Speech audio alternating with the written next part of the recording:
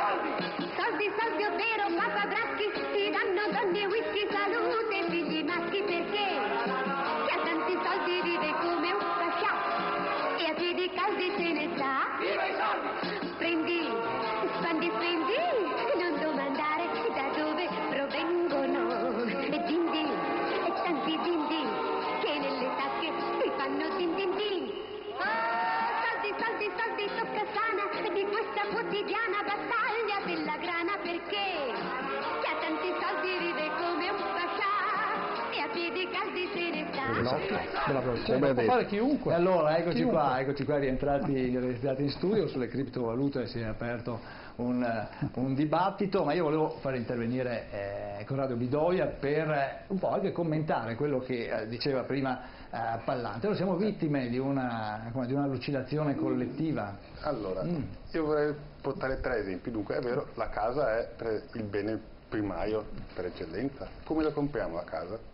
Facciamo un mutuo, perché c'è qualcuno che ci presta dei soldi per guadagnare dai soldi.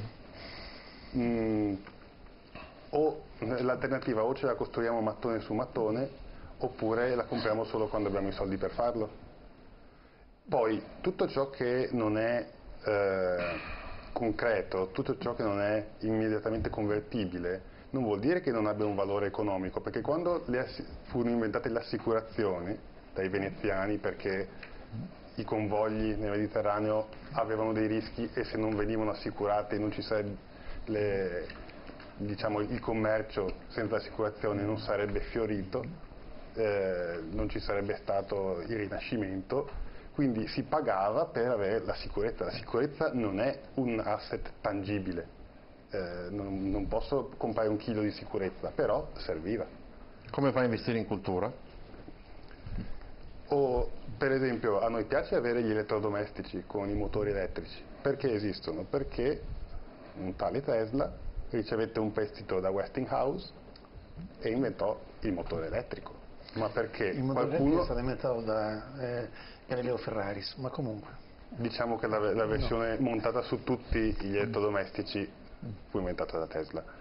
E se non ci fosse stato qualcuno con un surplus di denaro che voleva guadagnarci, non ci sarebbe stato. Adesso ho usato questa invenzione, ce ne potrebbero essere moltissime altre. Senza qualcuno che non vuole fare soldi con i soldi, uno che ha un'idea non potrà mai mettere in pratica, a meno che non sia nato ricco.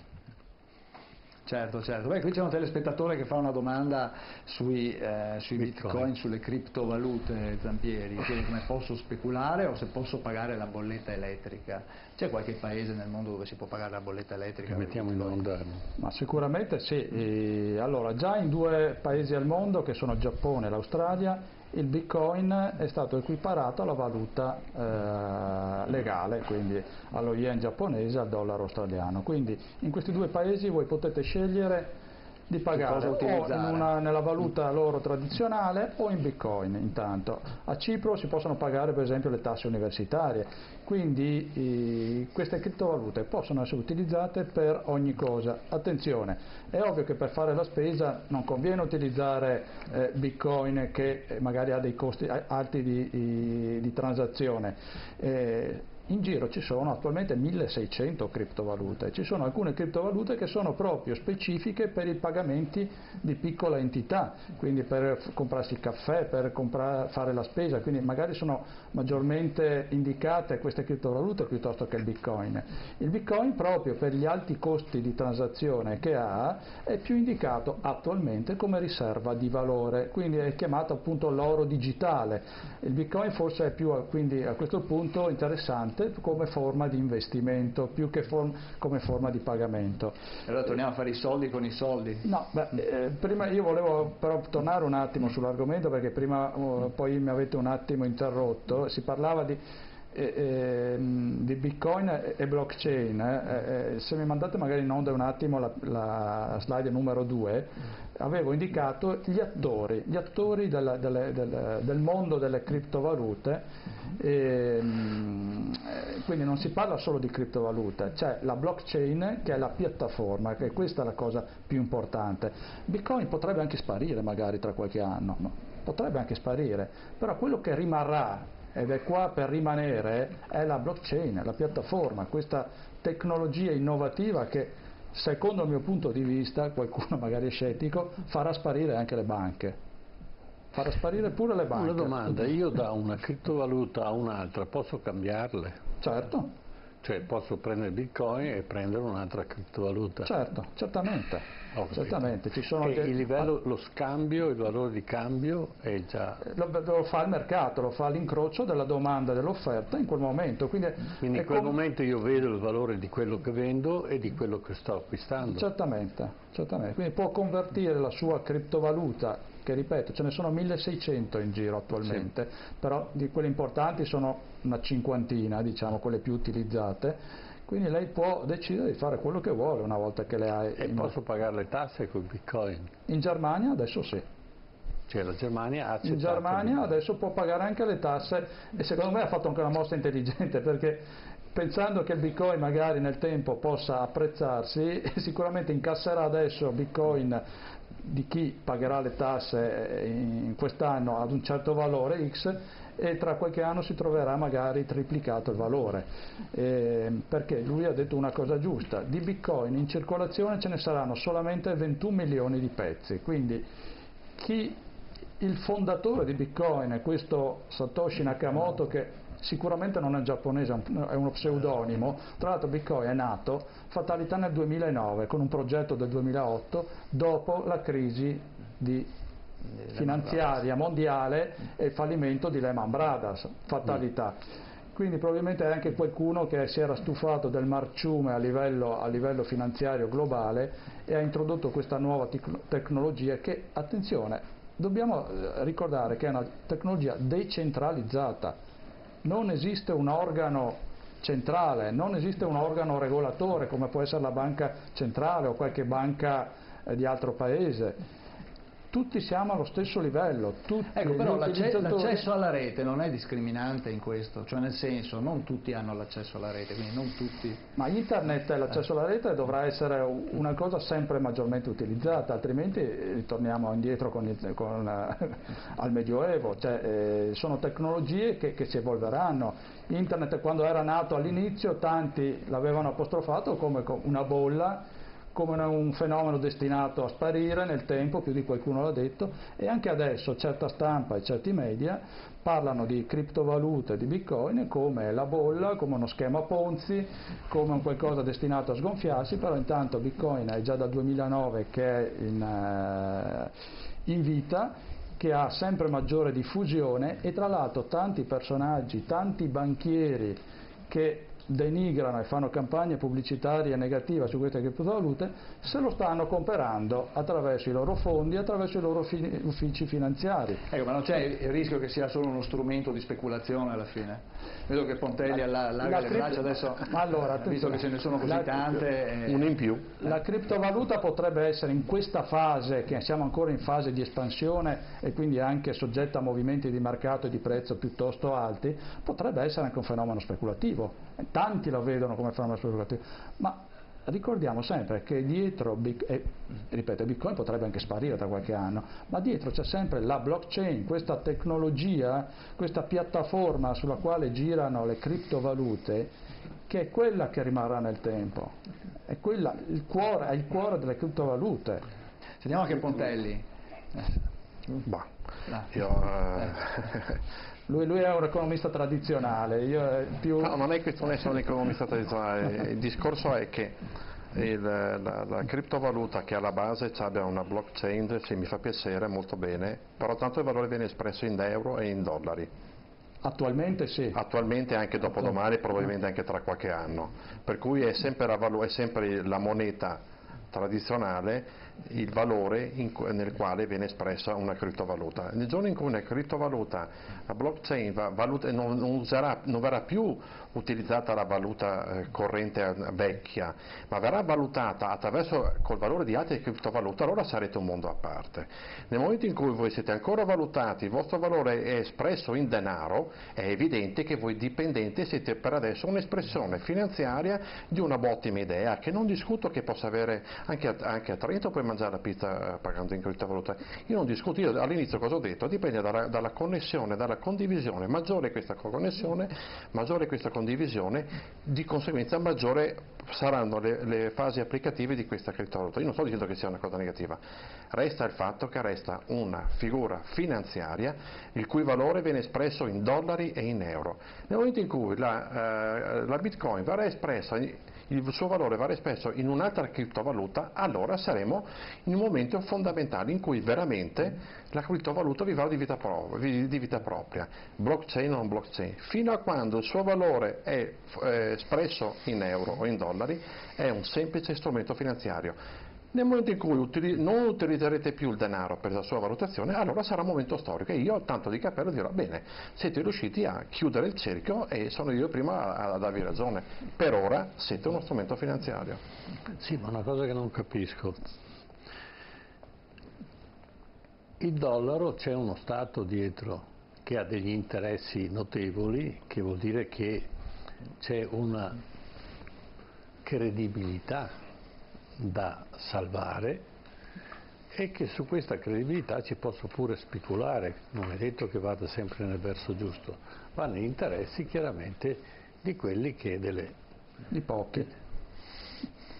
Allora, prima il nostro ospite diceva che abbiamo tanti soldi tutti quanti, no, non è che è equamente distribuito il denaro, è per la maggior parte in mano al 2 o 3% delle entità mondiali e il resto più o meno in scala più o meno vertiginosamente verso il basso ne hanno molto meno. E la povertà e le morti di fame oggi ci sono, se no non ci sarebbe l'immigrazione che abbiamo. Quindi c'è una disparità di trattamento e di distribuzione delle ricchezze. Ma dietro c'è uno Stato che garantisce, che ha interessi a garantire le sue aziende, a garantire la sua attività, di essere credibile e di fare anche una guerra col denaro. Dall'altra parte abbiamo un signor nessuno, con un nome che non si sa a chi appartenga, che dice: io ti garantisco che in questo momento il Bitcoin vale tot euro piuttosto che tot dollari, ma che domani mattina, se io lo tolgo dalla rete e me lo tengo per i fatti miei, tu non ci sei più. E mi pare un po' la banca popolare del Veneto. No, perché non c'è mi dispiace, ma non funziona così. Sì, non c'è nessuno che garantisce, come può essere una garanzia di uno Stato. Poi anche gli Stati abbiamo visto che fanno i birichini. Prego. No, non funziona così perché, ripeto, non c'è qualcuno che possa dire togliamo, cancelliamo la blockchain e sparisce Bitcoin. Non Perché? può. Perché è condivisa da tutti gli utilizzatori del mondo. Quindi dovrebbero sparire tutti quanti non dovrebbero più accettare Bitcoin, ma ormai sono milioni nel mondo.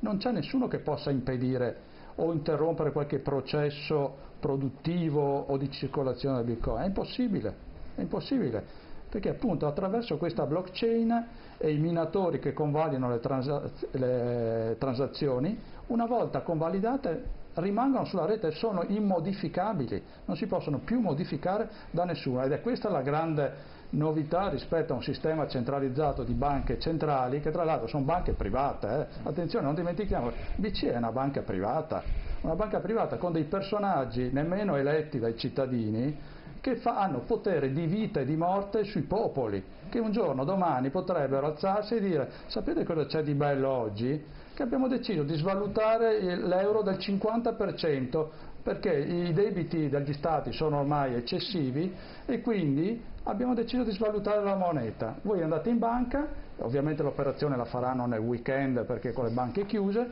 andate in banca e vi trovate il vostro conto dimezzato, e questo possono farlo. Questo è un sistema centralizzato, un sistema che non esiste con le criptovalute e Bitcoin, non funziona così. È un sistema condiviso dalla rete, tutti siamo sullo stesso livello, nessuno può imporre regole a nessun altro e viene accettato e condiviso da tutti quanti, proprio per questo motivo. Midoia.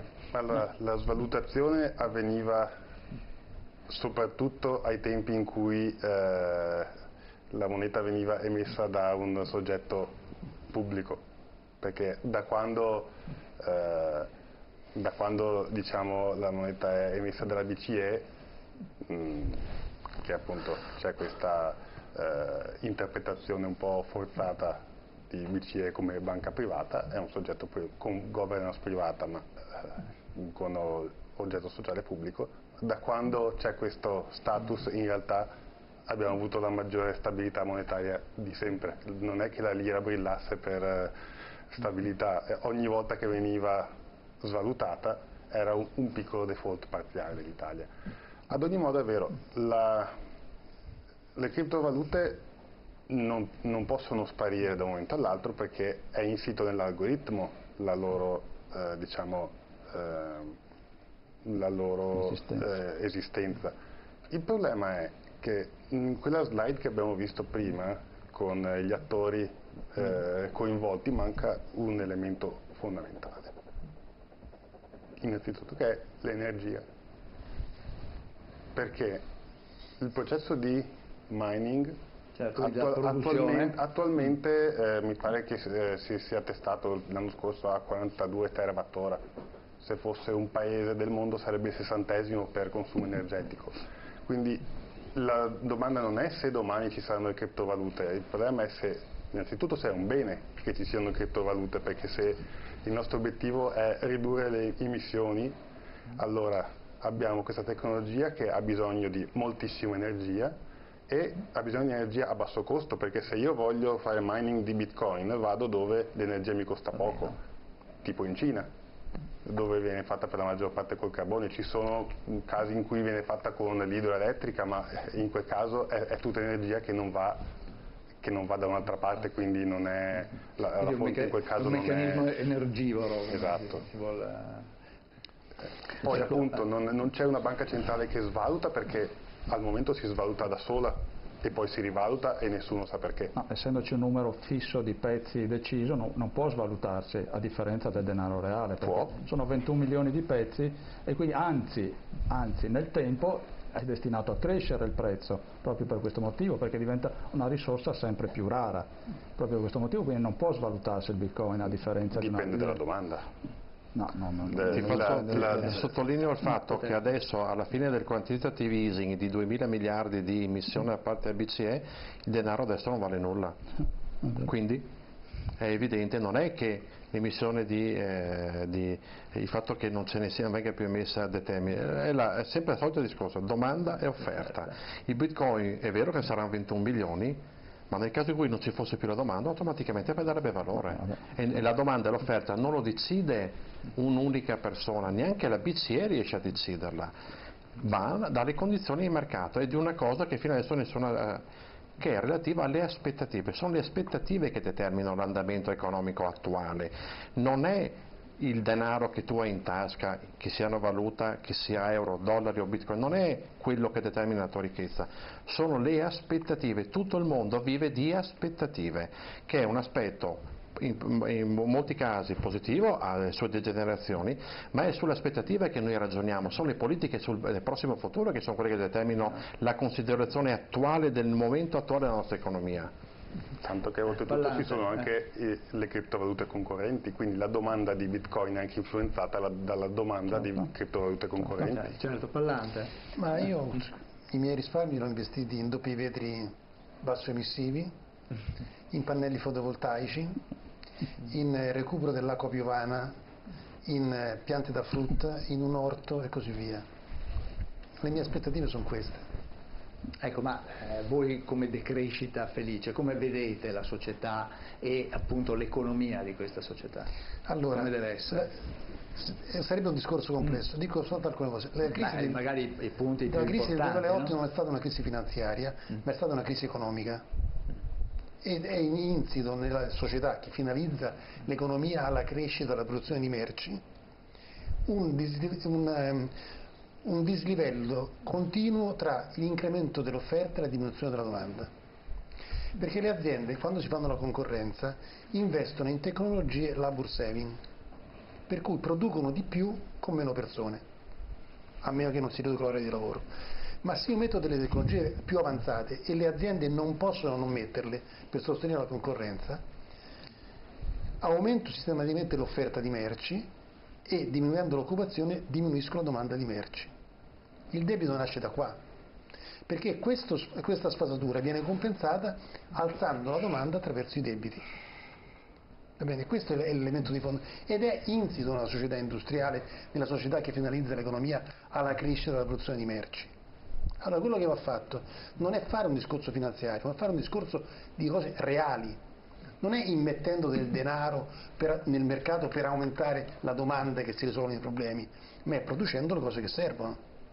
Per esempio, non so, noi abbiamo un'economia che per rilanciare l'occupazione, la crescita economica, ha investito a debito in grandi opere tipo il treno ad alta velocità, tipo il gasdotto in Puglia, tipo autostrade che non pagheranno mai i loro costi, tipo inceneritori e così via. A me mi lascia sempre stupito perché noi abbiamo degli acquedotti che perdono il 65% dell'acqua. Bene. La prima cosa da fare è investire nella ristrutturazione della rete idrica perché non perda più acqua. Ma se investo nella rete idrica, io ogni anno ho dei risparmi. Per cui anche se faccio una spesa a debito, io non sono contro il denaro. Sto dicendo che il denaro come valore, come fine, non come mezzo, mi lascia perplesso. Se investo nella ristrutturazione della rete idrica, ogni anno risparmio dei soldi, per cui pago l'investimento, i costi di investimento con i risparmi sui costi di gestione. Mi sto ponendo un obiettivo preciso di cose da fare, non di domande, di offerta. Noi abbiamo delle case che per il solo riscaldamento invernale consumano il triplo delle peggiori case tedesche. Servirebbe un gasdotto. Servirebbe un gasdotto? No, è proprio questo il contrario. Cioè, finché ragionerete in termini di moneta, non capirete qual è la soluzione del problema. Se io ho delle case che consumano il triplo delle peggiori case tedesche, le devo coibentare perché non consumino il triplo. Non aumentare, cioè è veramente ridicolo. È come se io avessi un secchio bucato. Devo ridurre il consumo. No, devo ridurre gli sprechi, che è un concetto diverso. Certo. Posso fare una domanda? Sì. Nel caso in cui andassi Dio non voglia, andare da un dentista Sì. o dovessi coibentare la casa, con cosa lo paga? Con gli ortaggi, con le mele o col denaro? Che al limite Ma può lei anche... non ha sentito quello che io ho detto, che io non sto parlando contro il denaro. No, ma voglio Sto dire, dicendo siccome che- lei il denaro non ce l'ha, dovrà andare a chiederlo, perché la coibentazione di una casa diventa costa difficile. decine di migliaia di euro. Non è vero, ma non è vero, non è allora vero. No, lei non è informato. Le dico, io non sono contro il denaro. Non ho detto mai questo. Ho detto mi sembra una follia fare in maniera che il denaro sia il fine delle attività produttive. La cosa saggia è fare fine delle attività produttive le cose che servono e il denaro è un mezzo, deve essere un mezzo di scambio, un mezzo, non un fine. Quindi io non è che solo col denaro, sto dicendo è questa finanziarizzazione che è la follia. Ma questo l'ho già detto anch'io, io le faccio una domanda. siamo d'accordo. Quando io, mi perdoni però, quando io apro un negozio, io non apro un negozio per vendere un telefonino o un paio di scarpe al prezzo giusto. Io apro un negozio per vendere un telefonino o un paio di scarpe al prezzo massimo che il mercato me lo possa pagare, perché se il prezzo di un telefonino fosse 800 euro, però della gente fuori che me lo compra a 1200, un uomo, un imprenditore lo vende a 1200, e lo stesso discorso vale per le scarpe. Se posso venderle a 300, che magari sarebbe eticamente corretto, ma la gente me lo compra a 600, io lo comprerò a 600. Io non dico che le sue idee siano sbagliate, resta il problema di base che qualsiasi attività commerciale, produttiva, industriale ha il fine, ed è l'unico fine, che non è un fine etico, è quello di migliorare la propria vita, aumentare i propri... Ma non è vero, aumentare il no. denaro. E con il denaro... Migliora la vita aumentando il denaro? No, Ma provi no. a vivere senza denaro e poi Ma io vedremo. non ho detto, fa finta di non capire quello che io Ma ho detto. no, il denaro è una forma... senza denaro, ho parlato. Il denaro è una Finta di non forma... capire. No, il discorso è che lei sta negando l'evidenza dei fatti. Se io ho disponibilità, non dico illimitate perché qua non ce n'è nessuno, ho delle buone disponibilità economiche, ho una possibilità che è la grossa libertà che il denaro ti dà, la scelta. Ed è quello che contrappone le due visioni politiche, comunista-socialista, a quella liberista estrema. Il denaro in tasca è quello che permette la libertà al singolo consumatore di andare a destra o a sinistra dal dentista. Uno Stato comunista-socialista do io i servizi in rapporto al prelievo fiscale. Il denaro è libertà, è inutile che continuiamo a ragionare col denaro come sia una cosa negativa. Il denaro, io apro un'attività perché voglio il massimo da quell'attività, non perché voglio quello giusto. Perché lo faccio per me, per la mia famiglia, per i figli, per i genitori. Il denaro sono molte cose. è la libertà, ma soprattutto il Scusi un denaro attimo. è un potenziale energetico. Senta, Attraverso il denaro io riesco a fare tutte quelle cose che altrimenti non potrei fare. Faccio un esempio banale. L'Italia non può avere un progetto di mandare in orbita i satelliti perché economicamente non è in grado di farlo, lo fa gli Stati Uniti. E diciamo perché ce l'ha? Perché ha il denaro. Quindi è un potenziale energetico, il denaro è come una pila, quando è carica io posso fare quello che voglio, quando è scarica non faccio più niente. Ma non è vero, lei Ma fa quello che vuole se ha la salute, non mi sa il lasci, denaro. segua il labiale, poi capisce dove voglio arrivare. Ma il denaro è un potenziale, ma io creo il denaro, soprattutto con questo sistema. Creo denaro virtuale, lo creo sempre di più perché creo la domanda e quindi creo un valore aggiunto inesistente. Siamo usciti da quello che è un controvalore in oro. E allora con tutto questo denaro, che è virtuale, posso inquinare tranquillamente il pianeta. Posso fare tutte quelle cose per stare felice e contento e non lasciare niente alle prossime generazioni, perché abbiamo scoperto in una delle nostre trasmissioni che una nave passeggeri inquina più di 1 milione di auto. Non so se mi spiego, parliamo di 1 milione di auto, una nave che entra nel porto di Venezia, una nave da crociera, è come se entrassero 1 milione di auto nel porto di Venezia. Ci respiriamo aria pulita, ma lo possiamo fare perché? Perché c'è una potenziale che non corrisponde al reale, è un potenziale immaginario. Allora io vorrei sapere da lei cosa ne pensa a proposito del discorso che sta facendo, che per me è giusto. Dobbiamo riportare alla normalità un rapporto tra natura e potenziale energetico che è il denaro. Io dico che quando una persona dedica tutta la sua vita al denaro, non è libera. Non è libera. È molto più libera una persona. Dipende da che ambiente.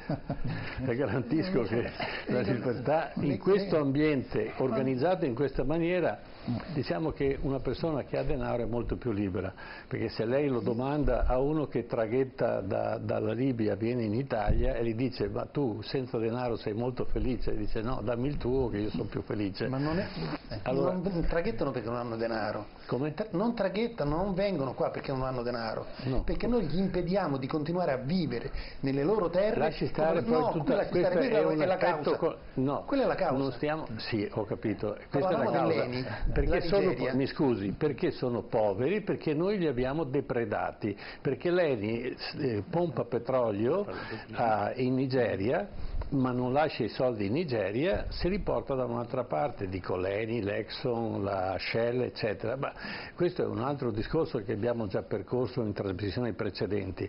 Io dico, il denaro non è inquinante? Punto di domanda, questo è quello che È volevo inquinante sapere. perché il problema di quando vanno a fare queste perforazioni petrolifere è che distruggono l'economia agricola di quelle popolazioni che non possono più vivere come hanno sempre vissuto. No, La sto ricchezza dicendo non è il denaro di per sé stesso è inquinante perché mi dà la possibilità di poter fare tutte quelle cose che altrimenti che vanno esagerando, vanno contro natura, vanno contro l'ambiente, vanno contro la In natura. effetti, quando si è detto nel 71 Nixon ha abolito la convertibilità del dollaro, c'era stato il precedente del 44 Bretton Woods, quando era stata abolita la convertibilità in oro di tutte le altre monete eccetto il dollaro. Ma per quale motivo è stato fatto? Perché la quantità di oro è limitata e siccome l'economia stava producendo sempre di più, non si poteva comprare tutto quello che veniva prodotto se la moneta non fosse stata moltiplicata al di là della convertibilità Allora le aurea. spiego perché Viviamo il secondo lei viviamo dollaro meglio dai tempi di Bretton Woods le o dal spiego 71 ad oggi o peggio? Guardi che il paragone, lo sento fare molte volte, non è tra come eravamo e come siamo. No, le chiedo Perché come c'è una qualità terza di vita. Come Quanti qualità di eravamo vita. anche? c'è una terza possibilità. Perché non mi risponde alla domanda? Come qualità di vita abbiamo l'età media che è aumentata di 20 anni rispetto al 71. Adesso le donne vivono 84, gli uomini 81. Secondo lei si stava meglio allora quando gli uomini morivano a 60 anni, le donne a 65, Allora, ci vive meglio la vita è adesso? un valore? Vabbè, direi di sì. No, un valore è la ricchezza. Allora chiudiamola qua. Se la lunghezza di vita non è un valore, non è un valore, allora il valore no. è la lunghezza di vita in buona salute.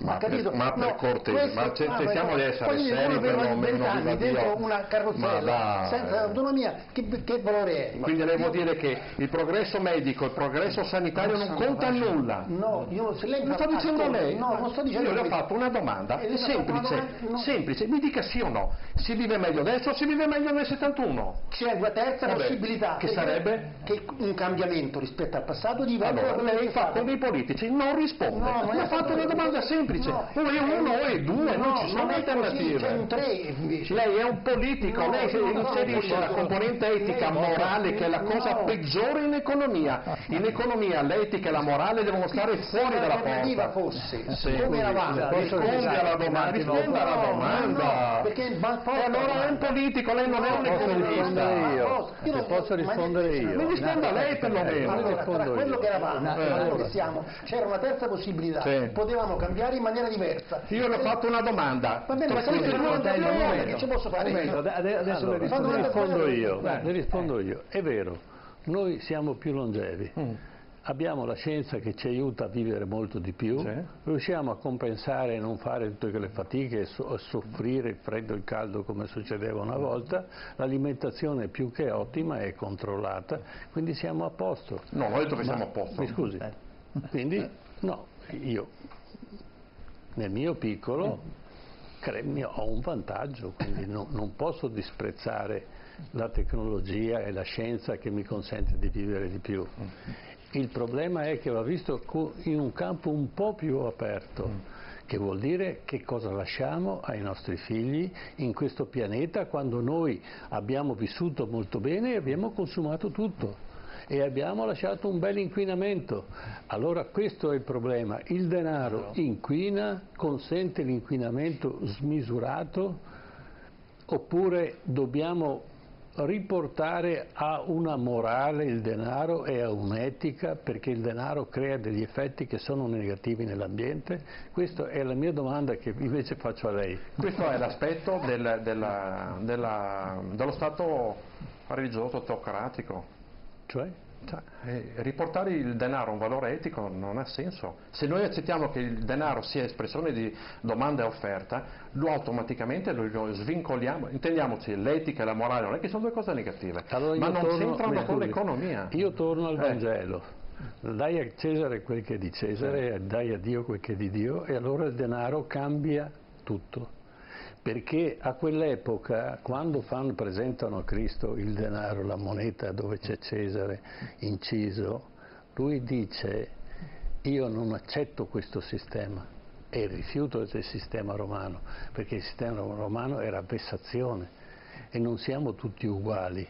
Io non taglio il mio mantello per dargliene metà a un altro. A Roma era I cristiani dell'epoca per un romano erano dei comunisti sfegatati, perché i romani erano dei predatori. L'economia romana era un'economia esclusivamente di guerra, dove arrivavano, portavano via tutto. Quando si sono fermati a depredare tutte le nazioni vicine, sono falliti.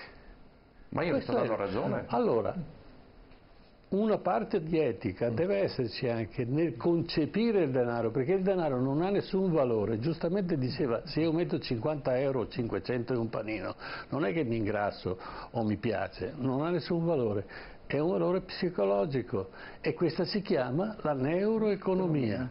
Cioè l'economia è fatta dai neuroni, desidero quella cosa e peraltro posso dimostrarglielo immantinentemente se io mando uno spot pubblicitario in questa televisione, creo uno stimolo a comprare o a fare qualche cosa, perché è un messaggio che solletica a acquistare una macchina piuttosto che acquistare qualcos'altro. Questa è neuroeconomia. L'oro di per sé non ha nessun valore. Il valore glielo dà l'uomo e diventa una cosa competitiva. Qual è il limite? Il limite è l'etica e la morale delle persone e soprattutto è un giusto equilibrio per cui sono nati, e lei l'ha citato, movimenti diversi, il movimento liberale, ideologia comunista, ideologia di altro tipo, che interpretano l'economia del mondo in una determinata maniera. Abbiamo scoperto che nessuno ha trovato la strada giusta, però ci sono anche, sì, certamente, no? Quindi cerchiamo sempre la felicità, poi quale sia la felicità ognuno ha i suoi limiti. Ma io vorrei chiedere a lei, è possibile che la neuroeconomia sia determinata anche da una morale e da un'etica?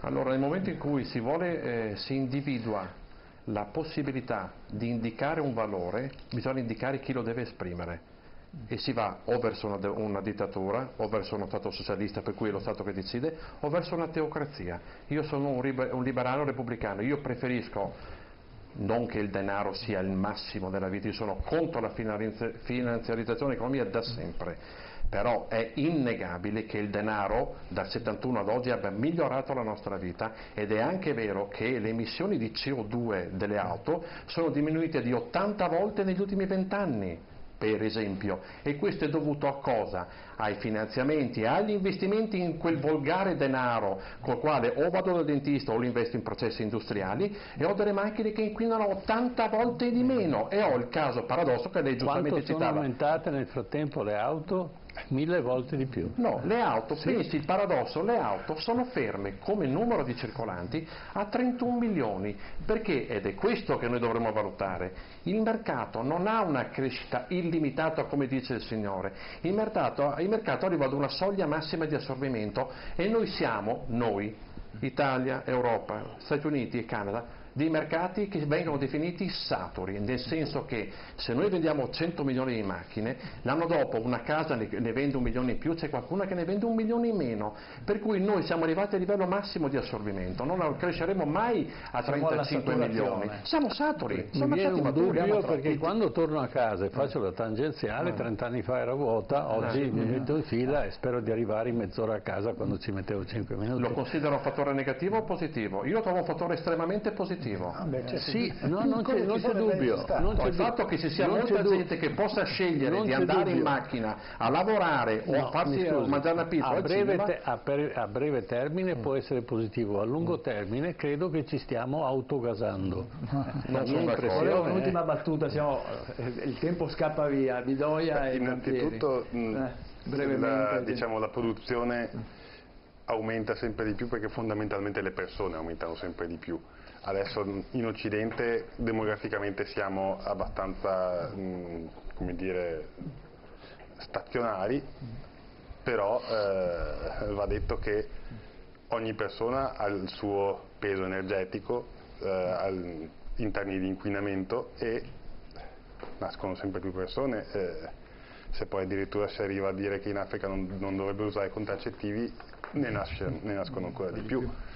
Il denaro poi, è vero, in teoria io dovrei aprire il negozio per poter pagare la scuola ai miei figli, per fare tutte cose che servono, ma il problema è che io non so cosa mi serve domani, quindi io oggi voglio fare soldi perché domani posso decidere che fare un bel viaggio mi possa arricchire, oppure mi coibento la casa, oppure